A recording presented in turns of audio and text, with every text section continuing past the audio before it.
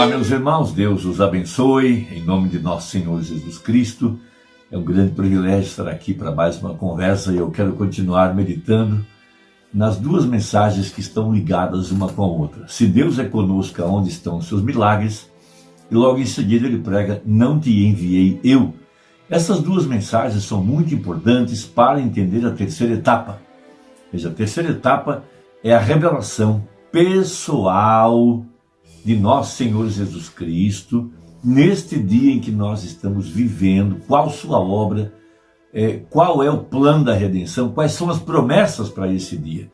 Os discípulos perguntaram para o Senhor Jesus, que sinal haveria da tua vinda? Ele disse, como foi nos dias de Ló, assim será na vinda do Filho do Homem. Então, evidentemente, antes de nosso arrebatamento, haveria a manifestação do ministério do Filho do Homem, que seria, ou que é, Jesus Cristo, como sendo o mesmo ontem, hoje e eternamente, através do seu corpo, que é a igreja. A bem da verdade, Paulo disse, quem não discernir o corpo de Cristo, ou está enfermo, ou fraco, ou dorme. Vamos lembrar que as 10 virgens estavam dormindo em Mateus 25. Então muitas pessoas podem ainda estar dormindo e por isso não têm captado o mistério da palavra para esta hora. Mas ele pregou uma importante mensagem intitulada Necessário vos é nascer de novo, que foi a base de preparação para essas outras duas que já citei. Agora, nós sabemos que temos uma profecia em Apocalipse, capítulo 22, que quem acrescentar ou tirar quaisquer palavras do livro desta profecia, o seu nome seria cortado do livro da vida. Veja, a pessoa estaria sujeito às pragas e evidentemente não poderia contar, veja, em estar na primeira ressurreição ou no arrebatamento da igreja. Veja, nós somos instruídos pela palavra de Deus a deixá-la da forma como ela está escrita. Então o profeta dá a chave para nós, se queremos ver os milagres operados pelo Espírito Santo, manifestados em nosso meio. Ele dá duas coisas importantes. Primeiro, crer na palavra. E segundo, obedecer a mensagem pregada pelo anjo. Então vamos tomar Juízes capítulo 6, duas escrituras. Primeiramente no versículo 11. Então o anjo do Senhor veio e assentou-se debaixo do carvalho que está em Ofrá, que pertencia a Joás, a Biesrita. E Gideão, seu filho, estava malhando trigo no lagar, para o salvar dos midianitas. Então o anjo do Senhor lhe apareceu. Veja, Deus se revelando a Gideão da mesma forma como ele apareceu para Abraão debaixo dos carvalhais de Manre. Veja, Deus manifestado em uma teofania. Essa é a profecia. Logo após a saída do profeta, temos então a manifestação de Deus em carne humana, que é a revelação que veio dos 7 selos, dos 7 trovões, que é a terceira etapa, que foi a revelação de Jesus Cristo, como sendo o mesmo ontem, hoje e eternamente, manifestado em carne humana, através do seu corpo, que é a igreja.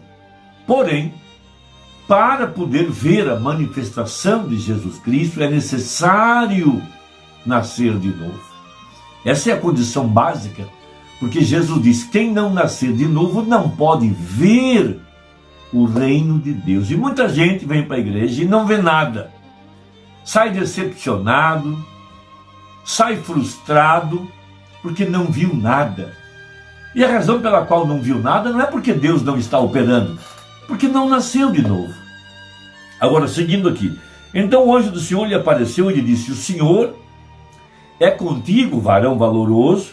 Mas Gideão lhe respondeu, ai, Senhor meu, se o Senhor é conosco, veja, porque tudo isso nos sobreveio, que é feito de todas as suas maravilhas, que nossos pais nos contaram, dizendo: não nos fez o Senhor subir do Egito?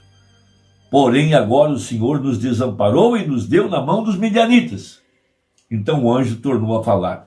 Então o Senhor, a Bíblia fala, então o Senhor, veja, a Bíblia está revelando que não era uma pessoa qualquer, era o Senhor.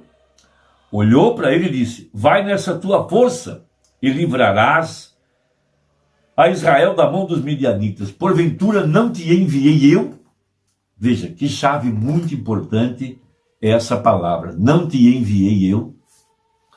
Então o profeta mostra na mensagem, não te enviei eu, a partir do parágrafo 42, que a forma perfeita de Deus falar conosco é através de sua palavra escrita. É a maneira mais perfeita, mais sublime, mesmo que um profeta venha do céu, veja, e traga qualquer coisa além do que está escrito, ele é falso. Por isso o apóstolo São Paulo disse, veja, se alguém vos pregar outro evangelho, até mesmo eu vier aqui com outra mensagem, por assim dizer, é anátema, é falso, está amaldiçoado. Por isso que toda a mensagem do Mombrana é a revelação das Sagradas Escrituras, dos mistérios que estavam na palavra. Veja, muitas pontas soltas que nós não podíamos juntar, muitos mistérios que nós não conhecíamos, não podíamos decifrar. Então, por isso que sua mensagem é verdadeira, porque ela é totalmente escriturística. Quando Deus manifestou qualquer sinal, através da vida do profeta de Malaquias 4, foram sinais escriturísticos, foram evidências de que a palavra estava sendo manifestada. Agora, muitas pessoas querem ver Deus, mas elas não preenchem o requisito básico. Primeiro, crer. Eles dizem que creem, mas você vê as mulheres com unhas pintadas, cabelos cortados, veja, usando maquiagem, os homens com jogos de azar, músicas mundanas, e conquistadores de mulheres, e avarentos, e tantas coisas.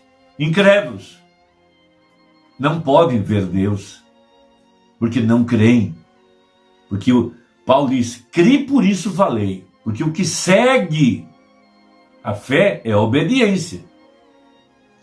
A obediência segue a fé. O que seria se Josué tivesse ouvido do anjo que ele deveria, veja, dar uma volta por dia durante 6 dias.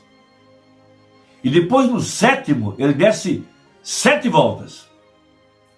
7 mais 6, 13. Se ele não tivesse obedecido, o muro de Jericó nunca teria caído, Raabe nunca teria sido salva, e nós não teríamos visto essa grande maravilha. Veja, aqueles 3 jovens hebreus foram instruídos a nunca se curvarem perante um ídolo. Então foram ameaçados por Nabucodonosor, na Babilônia, que se não se dobrasse a imagem que ele havia levantado, seriam jogados na fornalha ardente. Veja, se eles não tivessem obedecido, veja, o que eles sabiam a respeito da palavra, eles nunca teriam encontrado o 4º homem dentro da fogueira. Se Daniel, depois de ter sido proibido de orar a outro Deus, que não fosse o Deus babilônico, veja, a ordem era de que quem orasse a qualquer outro Deus que não fosse o Deus babilônico seria morto. Daniel não se importou, ele abriu a janela de manhã, abriu de meio-dia e abriu à tarde, e olhou em direção a Jerusalém, porque Salomão havia orado e consagrado o templo e dito que se o povo estivesse no cativeiro e olhasse em direção ao templo e orasse, que Deus ouviria no céu. Essa que foi a verdade. Veja, ele foi jogado na cova dos leões, mas ele estava obedecendo a palavra. Veja, quando ele estava lá dentro da cova dos leões, ele estava tão cheio do Espírito Santo que os leões o deixaram em paz. O que seria se Noé não tivesse feito a arca? Ele se pôs a trabalhar, demorou 120 anos, ele não viu nenhuma gota de chuva. Mas depois que a arca estava pronta, e somente depois que a arca estava pronta, foi quando ele começou a ver a chuva cair. Veja, obediência. Moisés teve que jogar a vara no chão antes de que a vara se tornasse uma serpente. Obediência. Então, o profeta nos dá a chave. Se quisermos ver os milagres, precisamos obedecer a palavra, a mensagem profética. Então, diz o profeta uma coisa muito importante, que as igrejas se tornaram lojas. Ele se refere à loja por causa do que era chamado loja maçônica. Até hoje, o local de reuniões dos maçons é chamado de loja maçônica. É assim que se tornaram as denominações. Loja. As pessoas vão lá para jogos de cartas, sopão, piquenique, gincana, festa de Natal, festa de Páscoa, Dia dos Pais, Dia das Mães, essas coisas assim. Eles não vão lá para cultuar a Deus e muito menos para ouvir a palavra. Então ele diz uma coisa muito importante na mensagem: não te enviei eu, para o 45. E agora esse profeta se levantou e profetizou, se referindo a Gideão, capítulo 6, do verso 10 ao 11. Desculpa, do verso 7 ao 10. A razão pela qual Deus envia um profeta. Veja, a razão pela qual Deus envia um profeta, escute bem, é que as pessoas se afastam tanto de Deus através das velhas tradições e assim por diante, e elas trazem tudo que é mundano para dentro da igreja.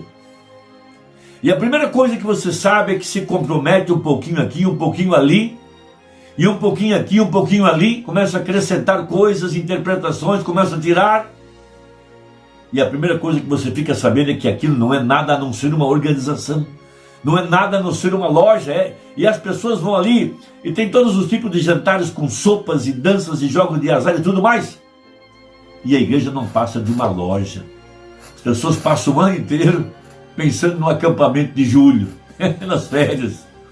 Aí tem lá a fogueira, e tem lá jogos, e tem lá gincanas e essas coisas assim.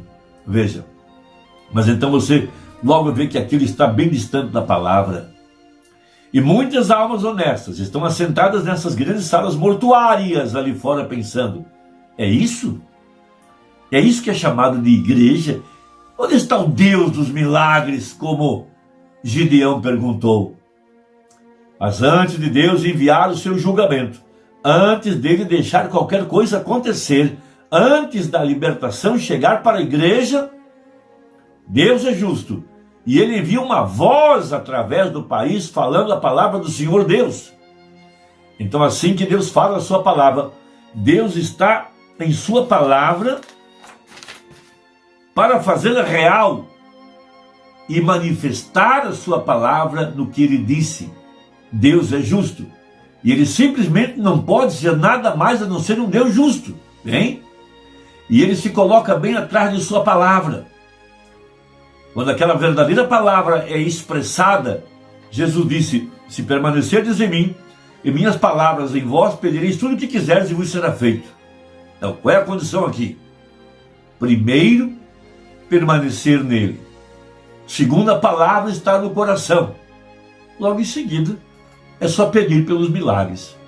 Porque a palavra de Deus tem que ir adiante. Agora, Deus não desce e fala literalmente com sua voz lá dos céus. Ele escreveu isso em um papel chamado Bíblia e espera que você e eu recebamos o Espírito Santo, crendo naquela palavra. E quando nós falamos aquela palavra, se é a verdadeira palavra de Deus, Deus a confirma. Isso é correto. Deus realiza milagres através das mãos de seus filhos. Como eu disse algumas noites atrás em certa igreja, ele é a videira e nós somos os ramos. A videira não produz os ramos, os frutos, melhor dizendo. São os ramos que produzem frutos, porém eles obtêm sua energia da videira. Veja, Jesus Cristo, o Espírito Santo, entra no corpo humano, se apodera de sua própria palavra e a move. Mostra visões, fala em línguas, profecias, e ele faz todos os tipos de obras para confirmar sua palavra através do instrumento humano. Aquilo foi exatamente o que ele fez. Meu irmão, eu espero que tenha ajudado. Deixa aí o seu comentário. Eu gosto muito de ler o que você me diz. Deus te abençoe. Até a próxima, se Deus quiser. No nome de Jesus. Amém.